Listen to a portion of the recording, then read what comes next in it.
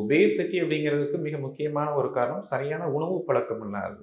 அதாவது ஒரு சரியான உணவு பழக்கம் இல்லாத ஒன்று. 2வது உடம்புல வேறு சில பிரச்சனைகள் இருக்கிறதுனால உடல் வந்து பெருத்து போயிடுறது.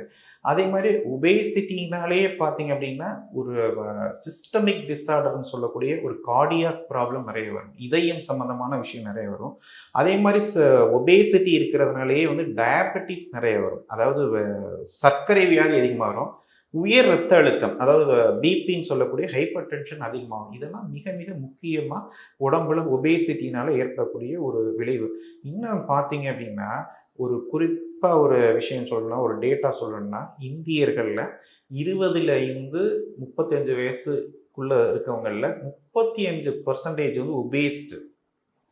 அதாவது பிஎம்ஐ வந்து கிட்டத்தட்ட 30க்கு மேலே இருக்குது, ஒபேஸ்டாக இருக்காங்க, உடல் பருமனாக இருக்காங்க.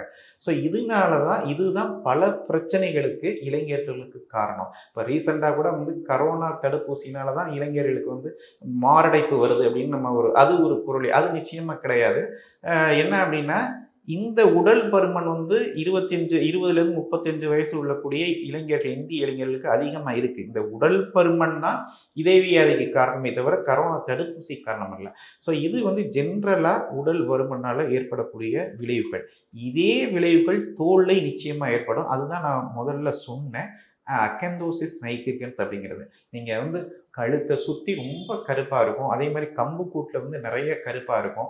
அதே மாதிரி இந்த ஒபேசிட்டி வர்றதுனால, டயபெட்டிஸ்னால வரக்கூடிய தோல் வியாதிகளே அவ்வளோதான் இருக்கும்.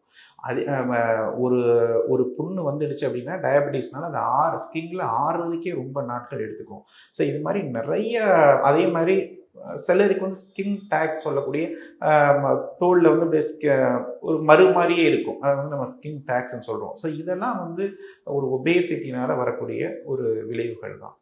அதே மாதிரி ஒபேசிட்டினால் பார்த்தோம் அப்படின்னா ஒரு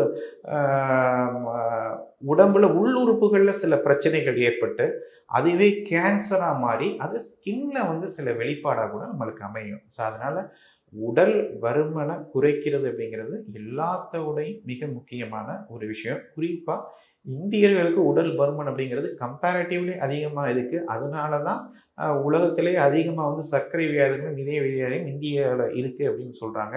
அதோட வெளிப்பாடாகவே தோல் வியாதிகள் நிறைய வருது. அதனால உடல் பருமனை குறைக்கிறது அப்படிங்கிறது எல்லாத்தோடையும் மிக முக்கியமான விஷயம்.